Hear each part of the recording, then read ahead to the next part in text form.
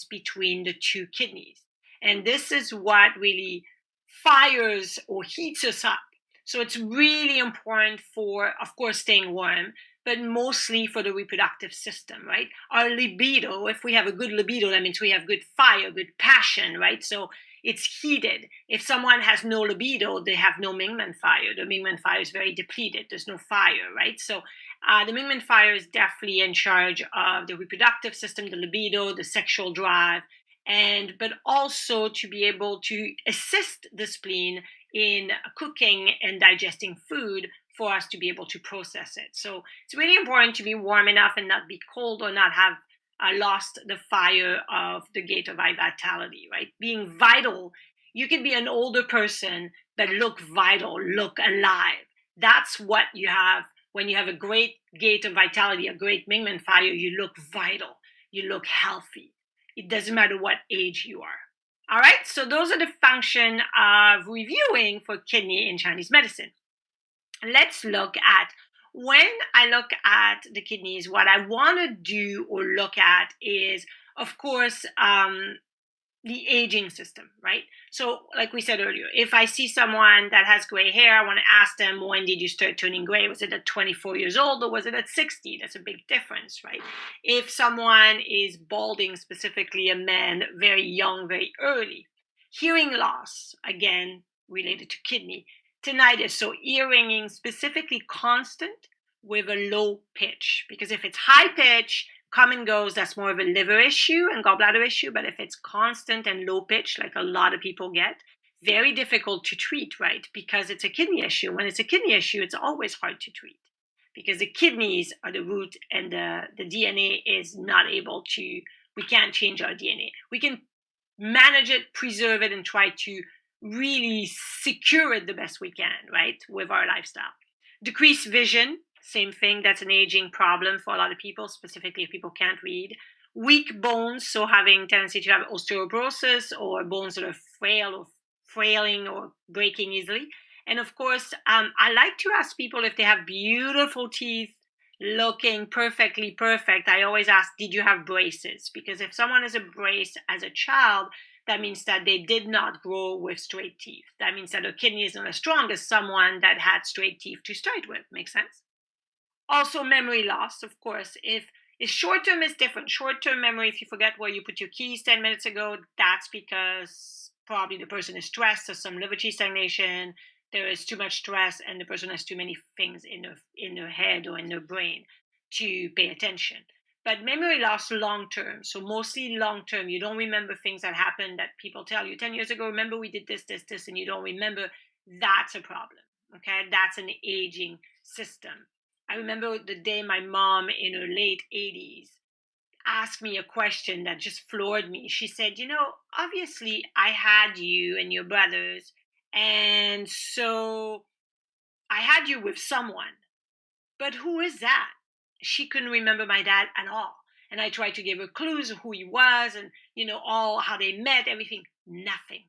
Literally, my dad was wiped out of her memory. So that was really, something really shocking to me, but that's what happened. Kidney depletes and the long-term memory loss is going, obviously, for most people, but some people it can happen when they're younger, so that's not good, right? That really tells us kidney essence is starting to slowly deplete. The reproductive system, so same thing. If there's infertility, so infertility means this person either never, a woman, had never, ever, ever had a period, and let's say she's in her mid-20s, that's definitely an infertility issue. If a woman is not ovulating or doesn't have enough eggs, right, her ovarian reserve is very, very low. That means that she probably cannot conceive. That's a kidney problem. That's very hard to treat. When you see fertility patients, not everybody has a kidney deficiency. If it's a kidney essence deficiency, then it's very hard to treat, and most of the time it's going to be very difficult.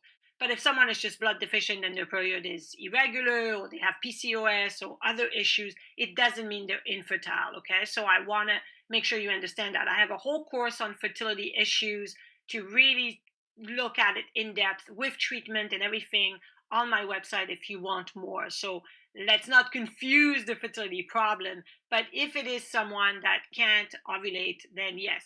Or for men, if there is a problem with morphology, the way the sperm is shaped. If it's zero morphology, it doesn't matter if they have 20 million sperm floating around. If there's zero morphology, that means that there's none of them that are viable to reproduce. So that's infertility, right? So if the count is low specifically, or the morphology is zero, then we have a big problem, because then the person cannot reproduce. Okay, so that's a kidney issue, and we can't really change that. That's an essence deficiency. Erectile dysfunction is the same. Erectile dysfunction, usually for men, can be two things. Either it's stress, which is a liver Qi stagnation, it's due to pressure and overwhelming and being stressed. That's easy to treat. Or it's due to aging or kidney essence deficiency, and that's very difficult to change with Chinese medicine in particular. Seminal emission, so having leaking of the sperm, that's a kidney deficiency, not being able to open or close the lower gate. That is a kidney Qi deficiency. Kidney Qi deficiency can be addressed and is easier to treat than essence.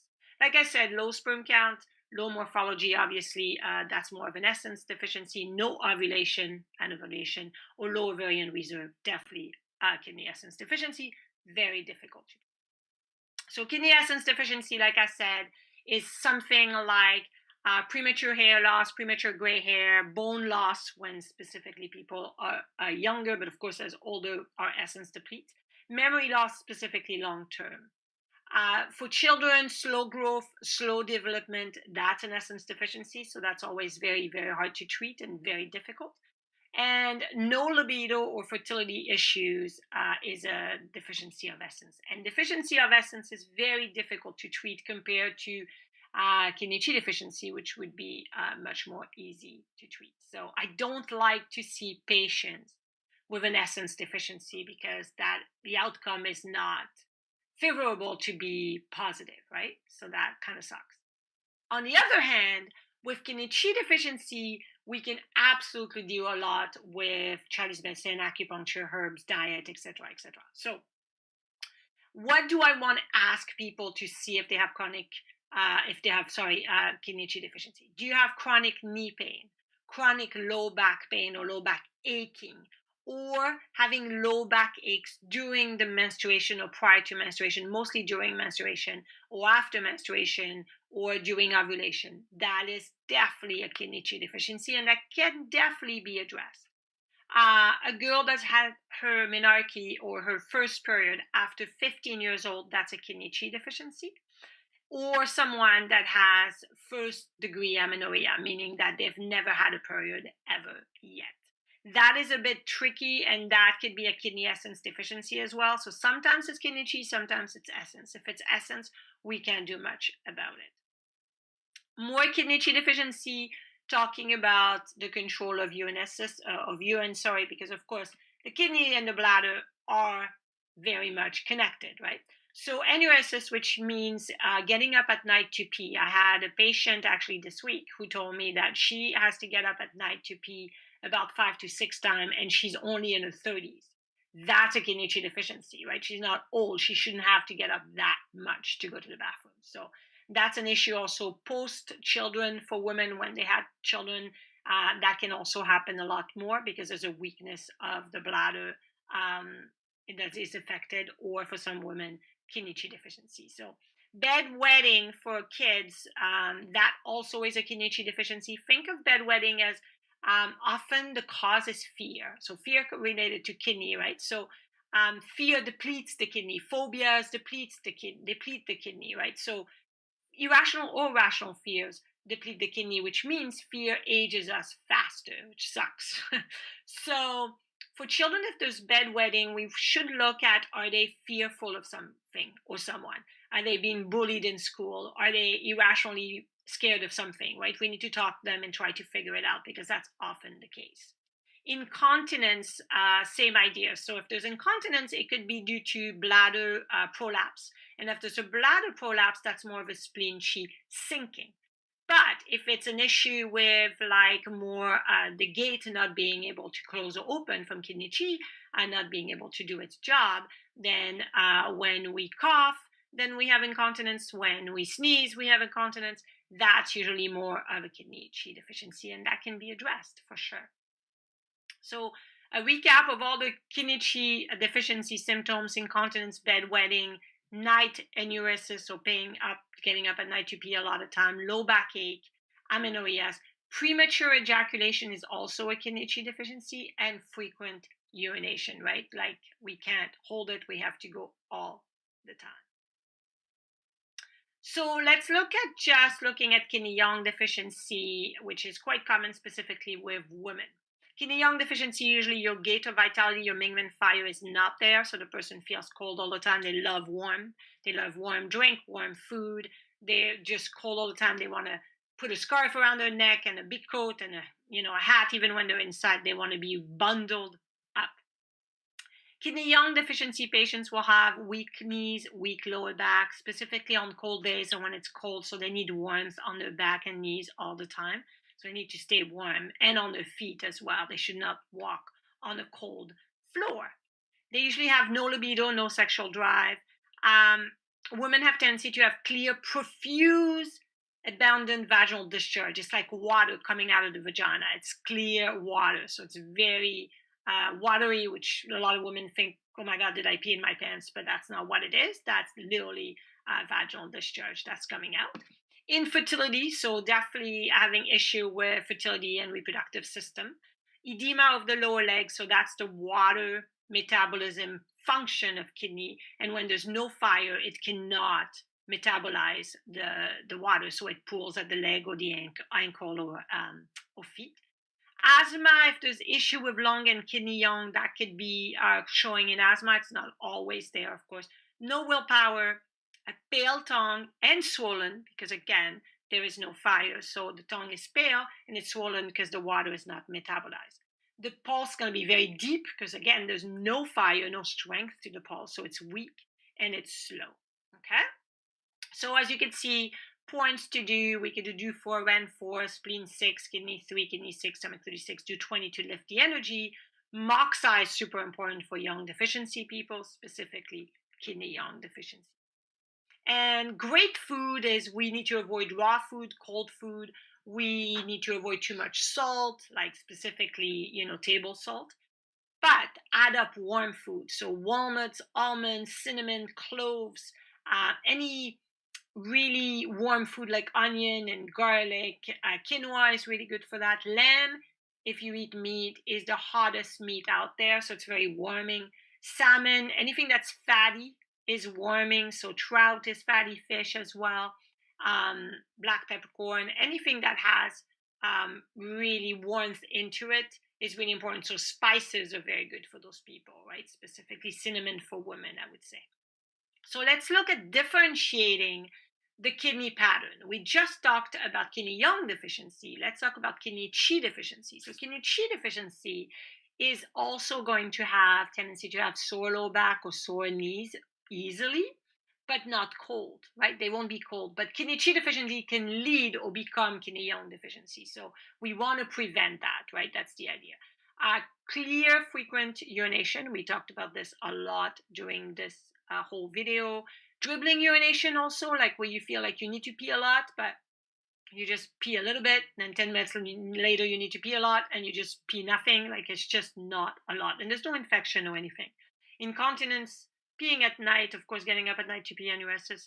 Nocturnal emissions, so that's seminal emissions. So that's for men that have leakage of sperm during the night. Premature ejaculation, chronic vaginal discharge, and leukorrhea, which is exactly the same thing, but watery, right?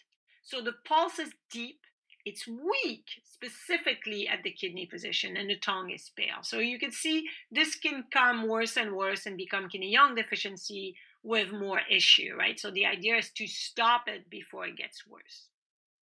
Kidney yin deficiency, on the other hand, we have the yin deficiency symptoms like red cheeks, tendency to have night sweats, dry mouth, dry throat. The low-grade fever is a translation from Chinese text. They always translate it as low-grade fever, but it's not a fever. It's not like you have a fever. It just means you feel overheated, specifically at night or in the evening. So suddenly you feel overheated, right? So it's not like you have a real fever and you're sick.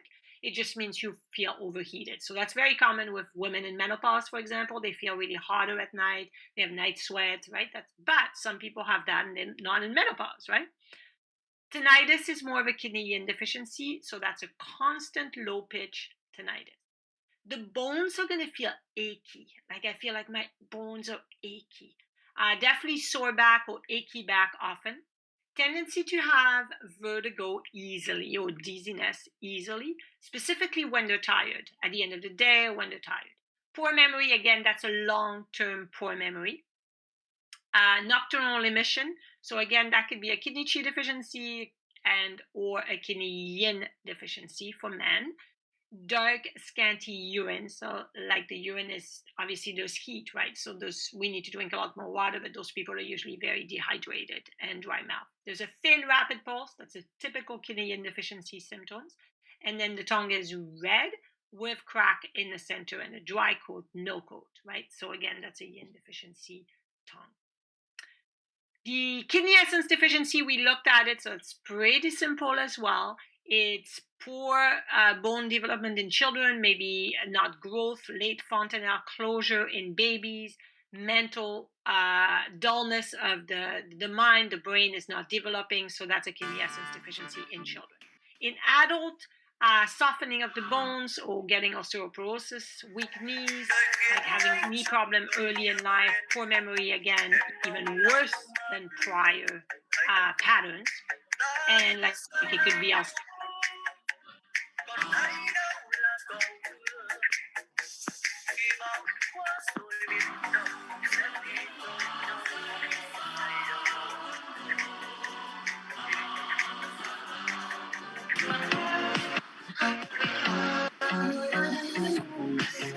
Hello, hello. Vietnam number one.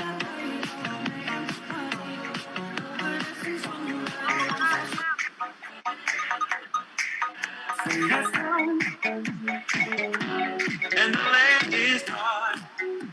The moon is the only light we see. Vietnam number one.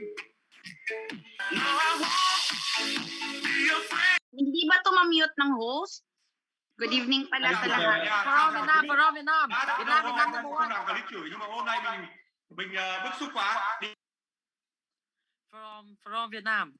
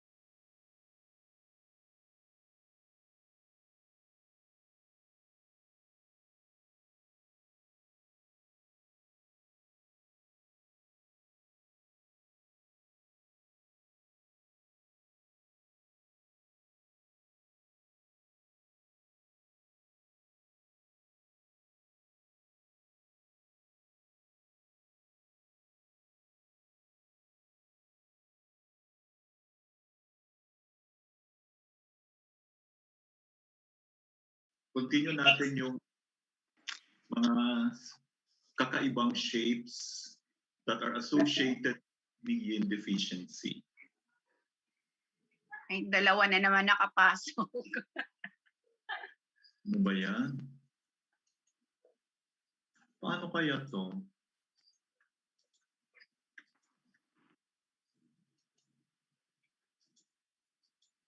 Ano nangyayari sa mundo?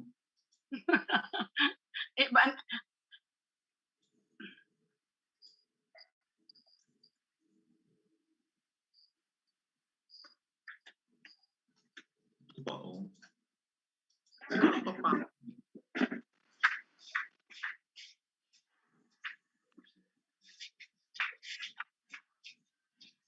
Okay. Whatever. Weird, no? Oh. Diyan na naman. What is happening?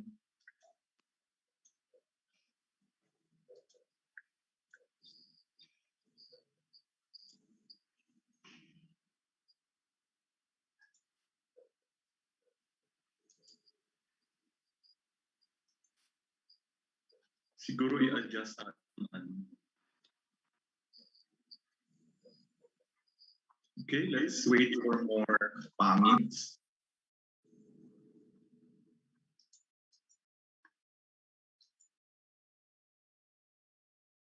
Okay, tahimik na.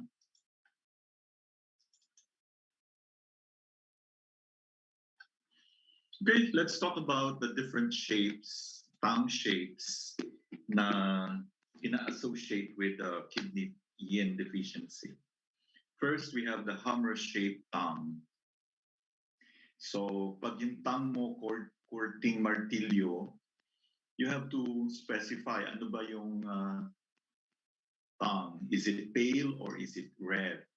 Kasi pag pale, hammer-shaped siya, it represents meron siyang severe exhaustion of qi in the middle burner. Pag red naman, ang yin na po ang severely exhausted. Okay? So if the shape of the tongue is hammer-shaped, pero pale siya, that means there is severe qi exhaustion, depletion of the qi in the in the middle burner. Samantala, pag red,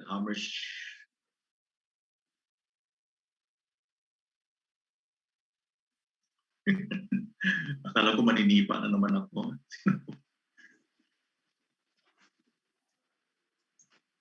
Ano kaya yan? Oh my God. Weird, no?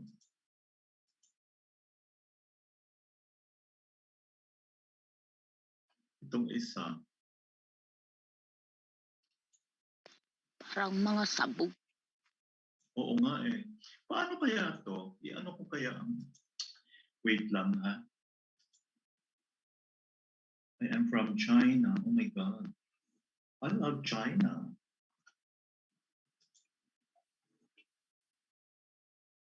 Paano sila nakakatawa?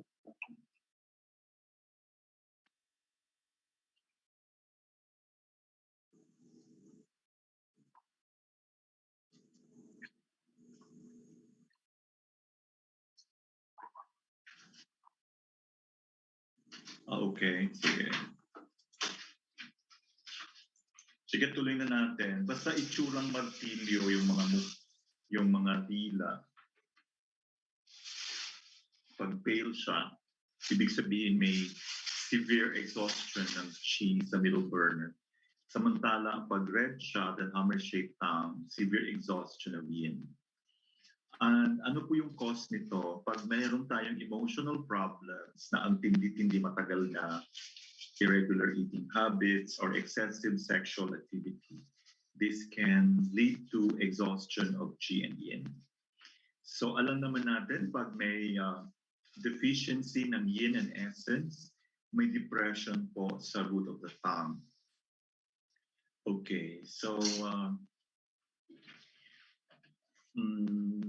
pag red po yung tongue, ang tongue root niya contracted na. Ibig sabihin, parang siyang pumayat, no?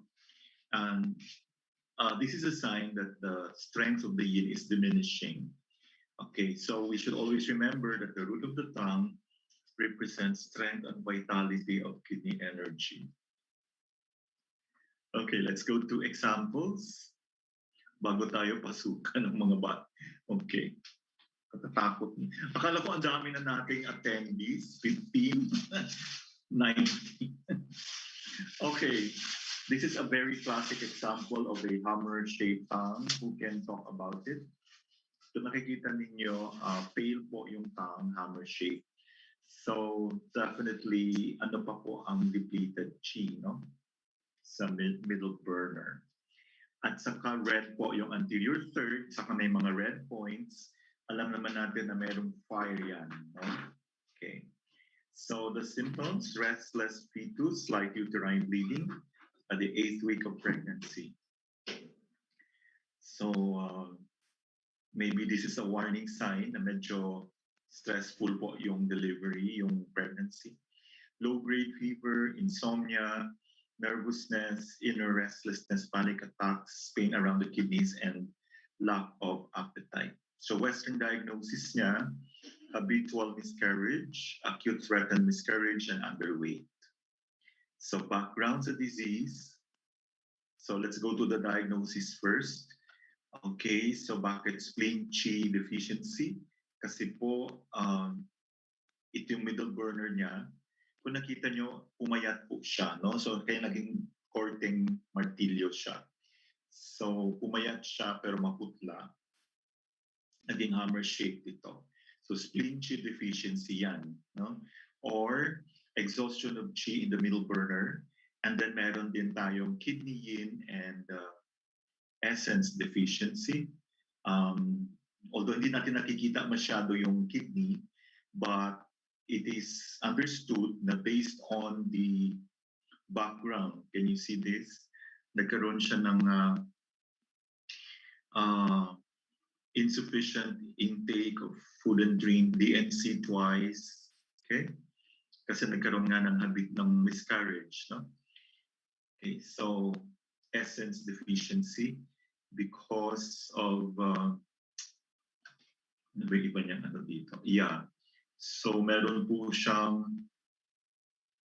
restless fetus, like, so always consider this to be part of the essence. Okay, so parati siya nag-miscarriage. Okay, so 8th week of pregnancy, may slight uterine bleeding na siya. And also, meron tayong heat fire. Okay, yan. Let's go to the next. We have a 35-year-old male. Kung nakikita nyo, yung kanyang dila, pulang-pula, at saka swollen. But the root is contracted. What is that telling us? Humihina na po yung yin, no? Nung pasyente. So this is the kidney area or the posterior burner. Yellow, thick coating at the root. So what is the yellow coating? Hindi makapunta daw si Ma'am Teresita Brown out sa kanila. Ano dyan na ba siya? Ay, wala. Okay. Anyway, let's look at this. Yellow thick coating sa root. So dito pa lang alam naman natin na meron na siyang damp heat or damp heat accumulation sa posterior burner, lower warmer. Okay, so symptoms niya, occasional burning sensation with urination. So pag yung umiihi, parang mainit. So tugma po dito. Can you see this? This is the posterior burner, consists of the kidney, urinary bladder, and the stools are soft and smelly. So yan pa lang, alam na natin may damp heat. No? Dry cough, kasi soft stools, syempre large intestine, okay? So since affected din yung kidneys niya, pansin nyo, we will generalize, we will call this as a lower burner or posterior burner. Dry cough. So what is this telling us? there is a problem here sa anterior third. Okay, so kailangan tayo maging biased based sa symptoms. So kung ang sabi so we have to look for what? Signs of heat in the lung area here. Exhaustion. So since we are talking about, so there could be probably mahina na po yung yin, severe exhaustion of yin. Kasi nga, kung nakikita nyo, parang hammer shape na siya. Okay? So the Western diagnosis, chronic prostatitis. So can you imagine ba pa yung patient, 35 years old? Okay, background to disease. At kaya na parating namamaga yung prostate. So prostate is connected sa bladder. So kung nakikita nyo talagang ano siya dyan. Okay, drugs and alcohol abuse. Drugs definitely will affect the kidneys. And of course, as well as alcohol indirectly through the liver. And severe demands at work. So kidney and liver. Kaya meron tayong kidney yin and essence deficiency. Okay, so yin deficiency talaga po kasi hammer-shaped siya and pula na po yung tongue. Okay? Accumulation of damp heat in the lower burner. And itong damp heat na to, ito po yung cause kung bakit kung umiiis siya, parang, yun nga, nagkaroon siya ng chronic prostatitis. Parang may burning sensation at the same time, yung stools niya mabaho and soft. Next, we go to female. So kung nakikita nyo, para din siyang martilyo, malaki po dito, hammer-shaped. Again, you will notice na yung kanyang posterior third parang nag-contract na. So what is that telling us? Yung yin and essence niya na exhaust na po, deficient na. No? So the color of the tongue is not red, it's pale. But the edges are swollen. So if it is pale, ano ba ang ibig sabihin nun? Meron na tayong deficiency or exhaustion of qi. Okay, hindi po yin, exhaustion of qi in the middle burner. Okay, and contracted root with thin yellow coating. So ibig sabihin, nauubos na yung yin and essence kasi nag-contract na, nakikita nyo, lumiliit, nagda-narrow na po. And so there is frequent and urgent urination. Okay, as you can see here, kung may thin yellow coating, that's already accumulation of damp heat, di ba? Okay, insomnia, night sweats, that's very yin deficiency, depression, okay, feeling of pressure in the stomach and epigastric fullness. So feeling of pressure in the stomach and epigastric fullness, that is telling us na talagang meron po siyang qi exhaustion. Okay, or spleen qi deficiency.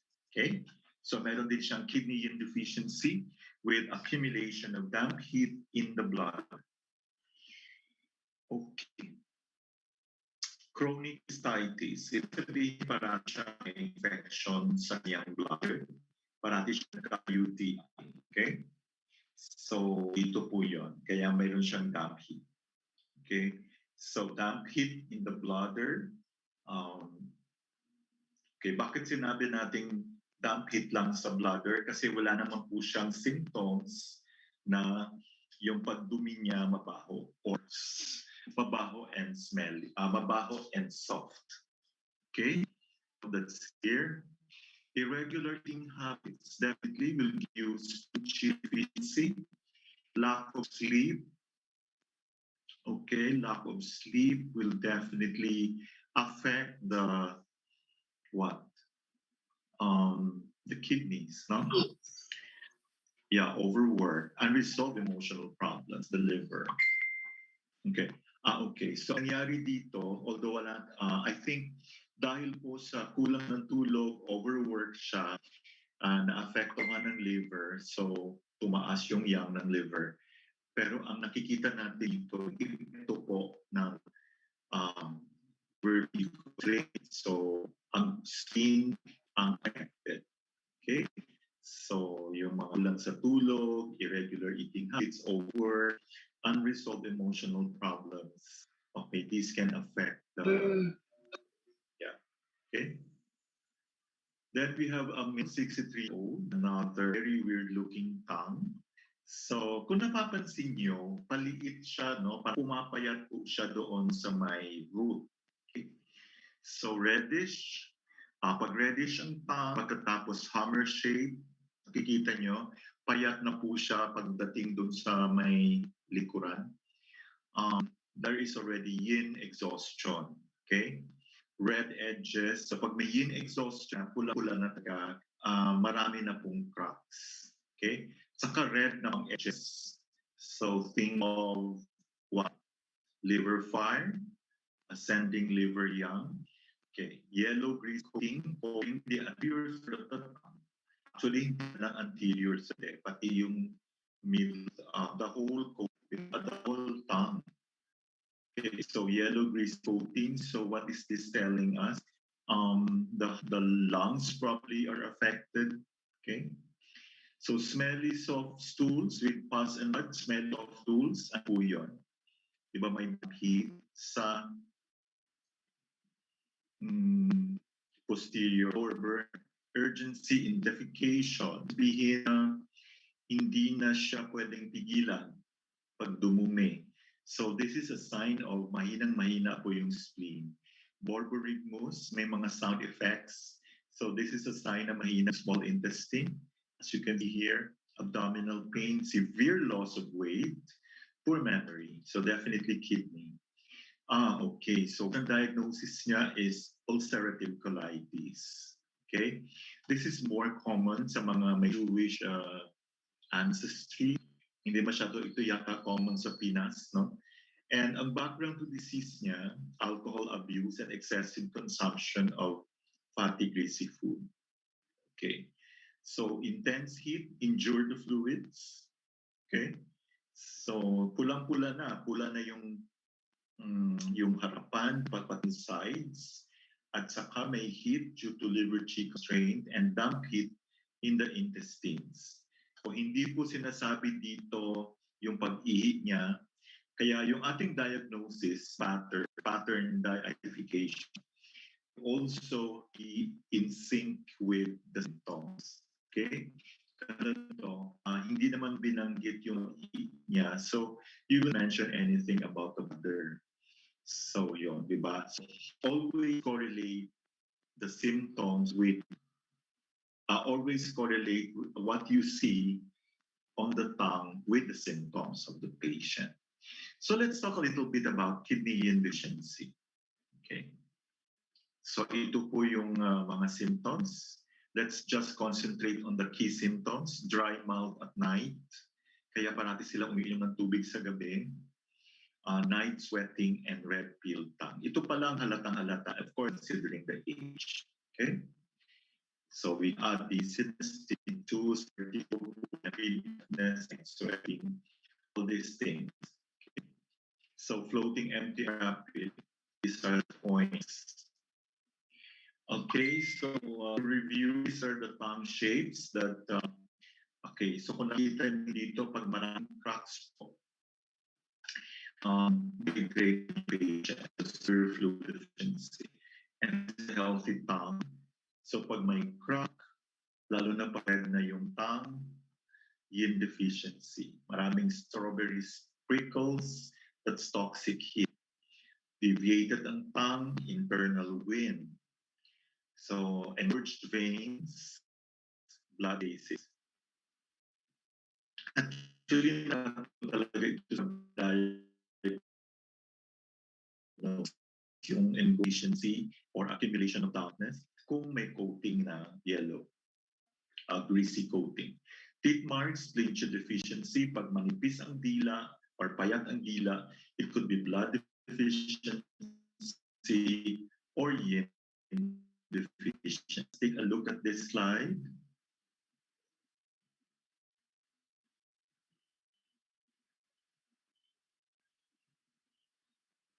Okay, ano yung difference na actually, lalo na pag hindi na tayo bata, you will have young deficiency, yin deficiency, but mas mati yung sa.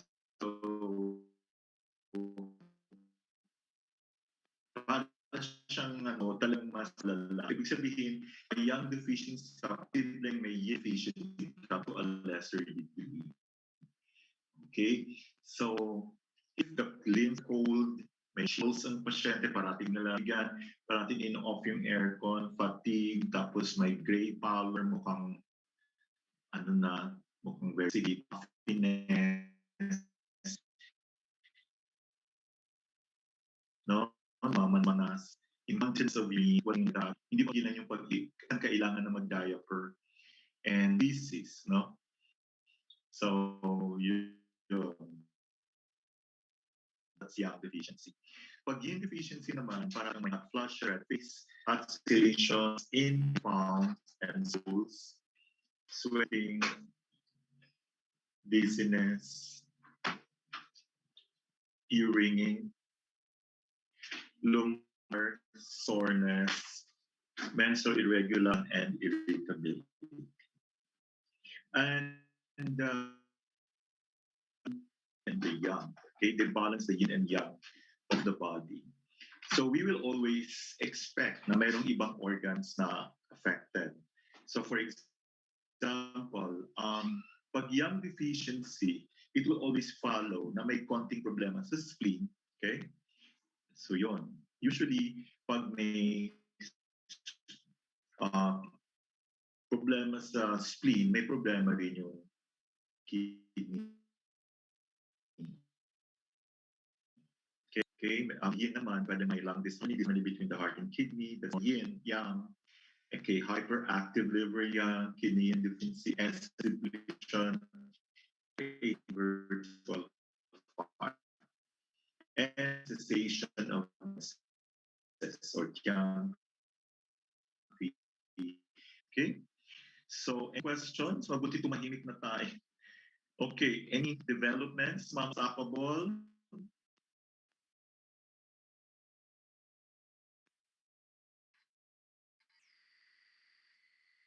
Wala pang x-ray and tulad ng sinabi mo, tama. Bukas pa yung consultation niya with her doctor. So, were you able to get the picture Hindi of pa the kasi tongue? kagigising lang niya. Natulog siya the whole afternoon. Dati, hirap siya matulog. Okay, so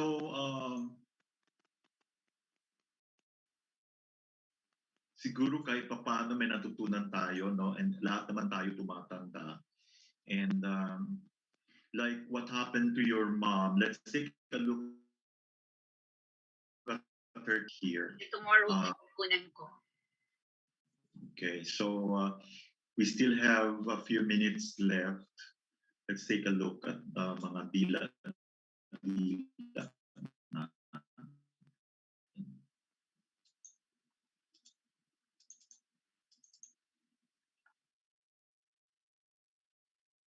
So, ito yung comparison ng ito yung 2 days prior, ito yung kagabi, no?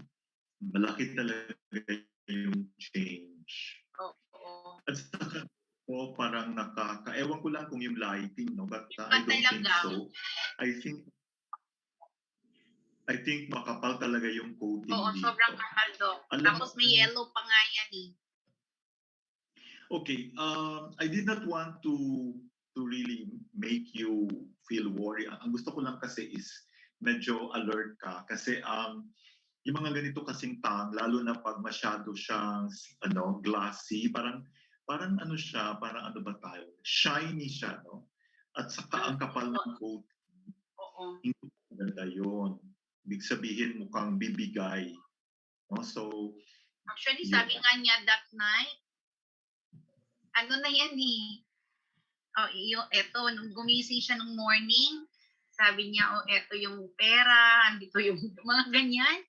Sabi ko, hoy, bakit ka nag-iisip ng ganun? Sabi niya, masyado yung pakiramdam ko. Okay, ano yung pwede natin magawa. At saka napansin nyo, para siyang ano rin, hammer-shaped tongue. Yeah, diba? hammer shape siya dyan, di ba? Kasi lumiliit siya sa may bandang likuran. Lalim, o sa likod. Tapos ang laki nito. Super, oh. O sa liit niya. Dok, tinignan ko man ngayon, Dok, pagkagising niya, sabi ko, medyo mas malinis na siya. Di ba sabi ko, dyan sa first, kulang lang yung, pangit lang yung lighting ko. Pero makapal masyado yung white, tapos may yellow sa ang kanina, tinignan ko, sabi ko, mas malinis na yung dila niya. Tapos medyo lumiit. So, kumusta yung shortness of breath? The whole day yata, yung hindi niya naramdaman, kaya ang sarap ng tulog niya. So, Nakatulog siya kagabi after ko therapy. ay, ang galing. Hanggang sa umaga. Thank God. God, totoo. So, minomoksa mo siya. Ang laki talaga na tutulong na itutulong ng moksa, no? Minoksa ko siya. O, buti na lang meron akong stock ng moksa dito. So, tuloy-tuloy ang moksa hanggang mawala itong coating. Saka ito siya, sa totoo lang, hindi siya natutunawan. O, kaya pala, Dok. Kaya pala siya nagka-dyspepsia, no? Oo, definitely. So, meron po siyang, kung nakikita niyo may crack siya dito sa gitna. This is stomach yin deficiency.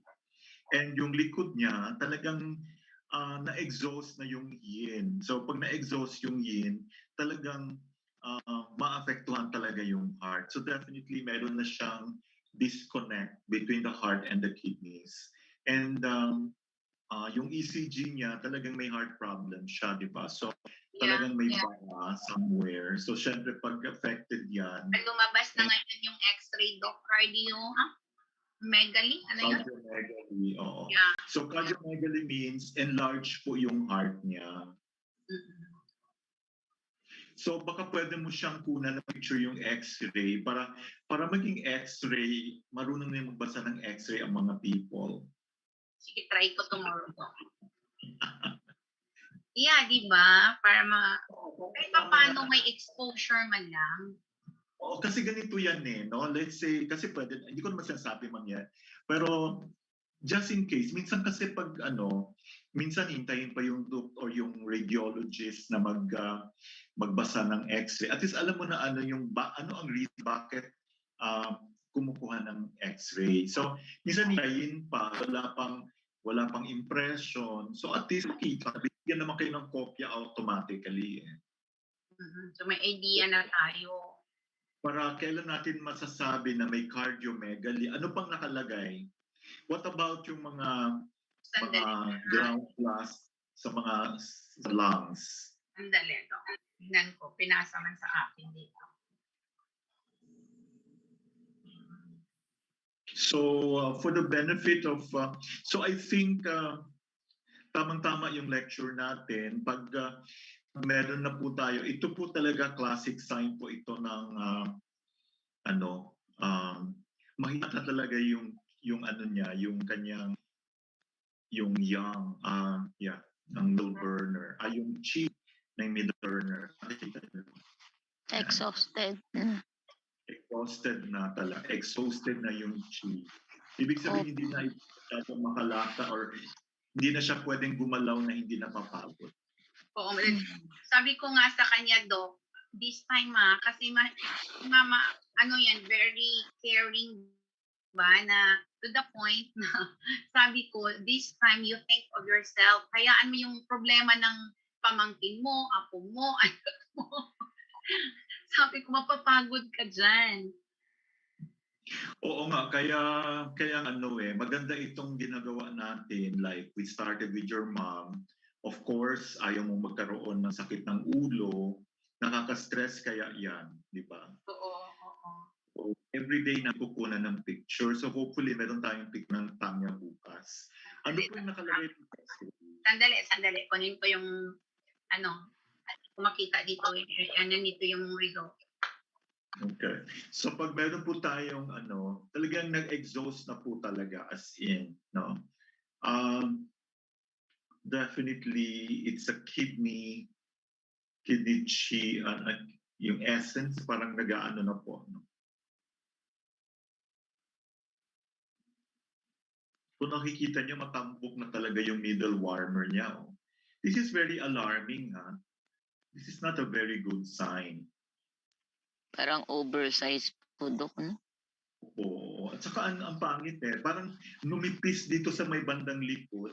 Ibig sabihin, no? Talagang, ano yan. So talagang hammer shape. Doc, Okay. no abnormal density seen. Heart is enlarged. Aorta is tortuous.